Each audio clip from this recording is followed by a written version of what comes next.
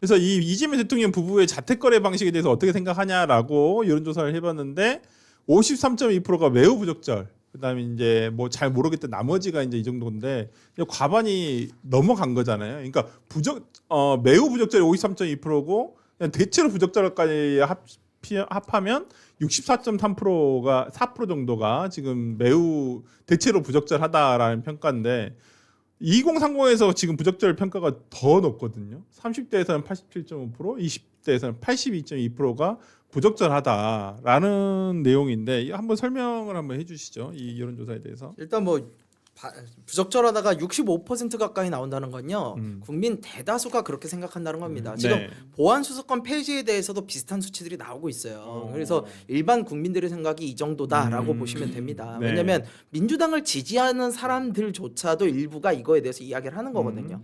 그렇다면 국민 대부분 특히 중도층까지 포함해서 네. 이분들이 이 근저당 거래는 정말 부적절하다라고 하는 겁니다. 그러니까 근저당이 불법이라고는 아무도 얘기는 안 해요. 예, 불법은 아닙니다. 그런데 편법이고 또한 돈이 있는 사람들만 규제를 우회해 갈 수 있는 거고 그렇다면 대통령 본인이 이렇게 규제를 해놓고 본인만 우회해서 간다? 그럼 어떤 국민이 그걸 따를 수 있겠습니까? 특히 그거를 실질적으로 지금 집을 사는데 대출이 막혀가지고 오도 가도 못하는 실수요자 청년층 30대 20대 이하 이런 분들이 굉장히 불편함을 느낀다는 거죠. 네. 이게 공정이냐 네. 이런 이야기를 하는 거니까 이 부분에 대해서 자꾸 민주당에서는 자신들이 이런 근저당 같은 거를 감싸면서 자꾸 자기들한테 청년들이 멀어진다 청년들이 극우화되고 있다라고 오판들을 하시는데 그게 아니라 민주당이 싫은 겁니다. 예.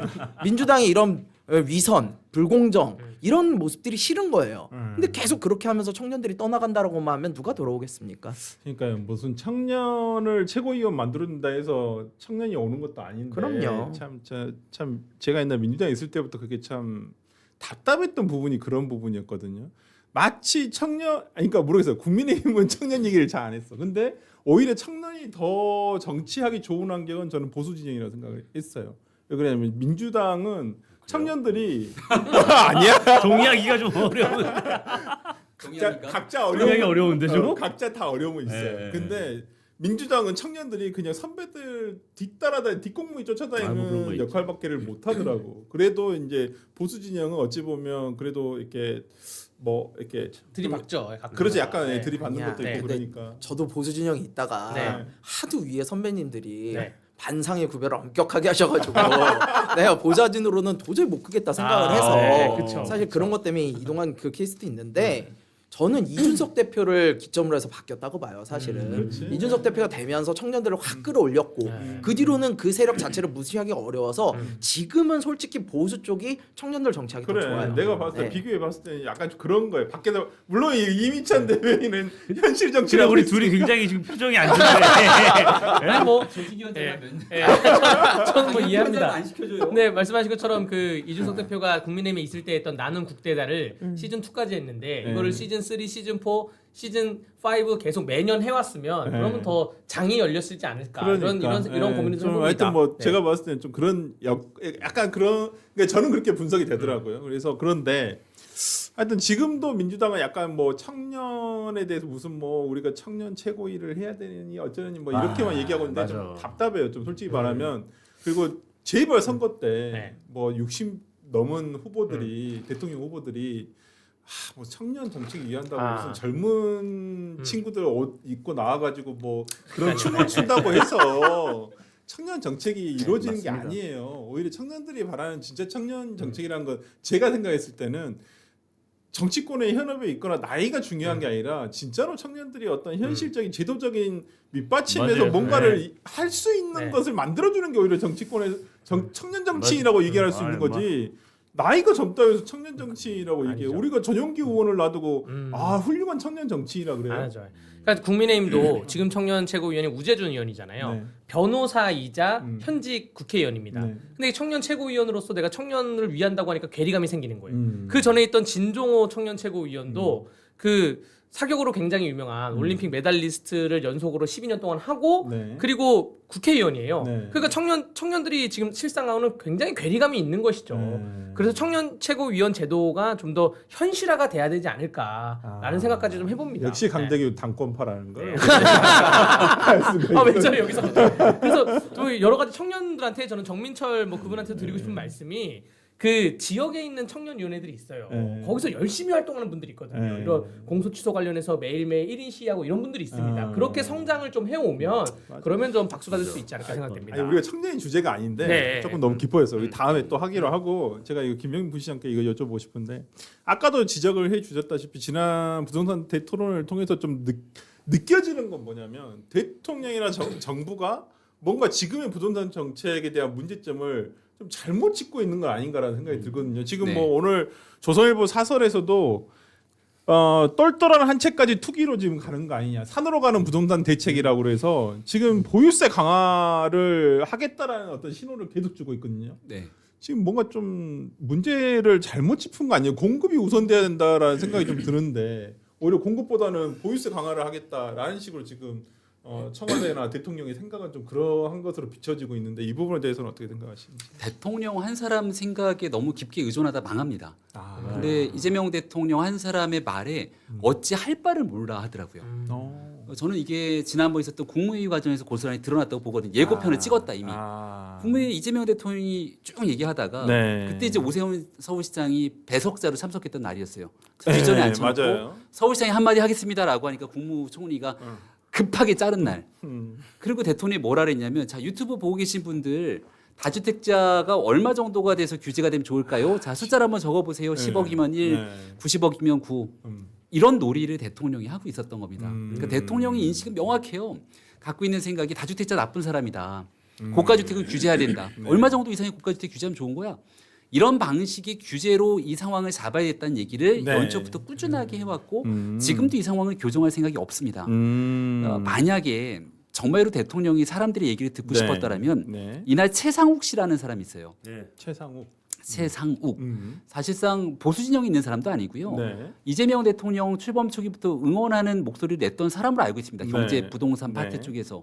근데 어느 순간부터 보면서 이재명 정부의 부동산 정책이 잘못 가고 있다고 한번 손절 메시지를 세게 낸 사람이에요. 네. 여기에 대한 발언 기회를 주더라고요. 대통령의 표정을 이거 클로즈업 줌을 쫙 당겨서 한번 보세요. 매우 불편해합니다. 얘기를 하는데 중간에 끊으려고 그래요. 네. 요약해서 이재명 대통령 특징이 있어요. 듣다가 불편하면 자 요약해서 자, 짧게 확 끊어버립니다. 근데 이 사람이 하고자 했던 얘기가 민간 임대 시장에 관한 얘기가 너네 정부 정책 동안 하나도 없어. 제일 어렵고 힘든 건요. 부동산 값이 올라가면 상대적 박탈감이 일단 제일 무섭잖아요. 그렇죠. 나는 집을 살 수 없는데 쟤네 집은 올라가. 그렇죠. 이거보다 더 큰 어려움은 뭐냐면 내가 살고 있는 공간에서 쫓겨난다는 두려움입니다. 문재인 정부가 망했던 결정적인 이유는 부동산값 급등에 대한 문제도 있지만 네.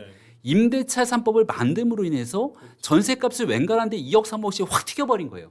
제가 그때 전세 살고 있는데 생존에 두려움이 생기더라고요. 아 내가 내년이면은 전세 만기가 돌아오는데 여기에 살 수가 없겠구나. 2억을 마련을 못하면 어떻게 돼? 그렇지. 그러면 내 주거지를 버리고 다른 곳으로 밀려나야 돼요. 그렇죠. 혼자 있으면 상관이 없을 수 있는데 혼자 있다 문제가 되겠지만 아이들을 키우면서 애들이 학교를 다니고 있는데 전세값 때문에 밀려나는 상황 한번 생각해 보십시오. 이 정부 들어서 지금 가장 심각하게 문제를 발생시킨 게 부동산값 급등한 것뿐 아니라 전 월세 시장을 교란시켜서 전세는 아예 실을 마련했고 네. 월세에서 가장 어렵게 사는 사람들의 월세를 올린 겁니다. 맞아요. 여기에 굉장히 중요한 문제 중에 하나로 음. 너네 정부의 민간 임대 시장을 위축시켰잖아. 라고 얘기를 하니까 맞아요. 이재명 대통령 표정이 정말 어떻게 이루 말할 수 없을 정도로 불편하게 쳐다보면서 뭐 시비 걸라는 건 아니고 내가 다시 한번 물어보죠. 이렇게 몇 번을 얘기합니다.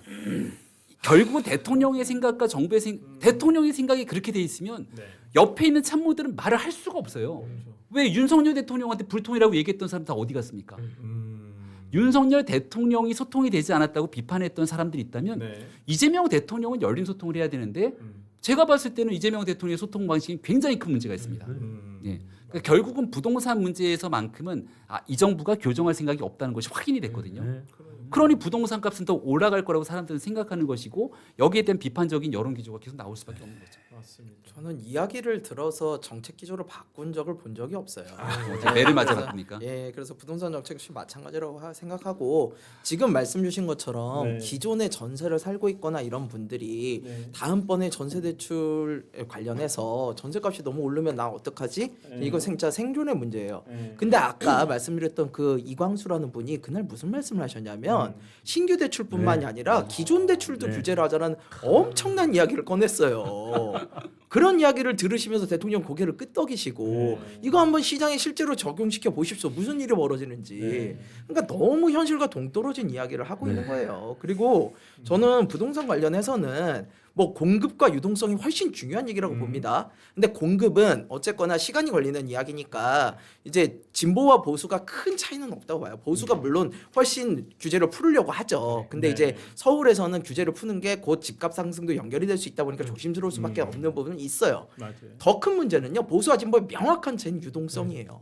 이 정부 들어서자마자 뭐 했어요? 슈퍼 예산하고 추경 2번 해가지고 돈 엄청 풀었어요. 그것도 돈을 인프라 같은 데 푼 게 아니고 뭘로 풀었습니까? 재난지원금 이런 걸로 직접 소비 예산으로 풀었다고요. 맞아요. 그럼 어떻게 됩니까? 시중에 돈이 간뜩 풀리고 물가 상승에 대한 압박이 생겨요. 그런 상황에서 어떻게 집값이 안 오르냐고요. 그렇게 집값 올리는 정책 있는 대로 다 해놓고 세금으로 이걸 막겠다?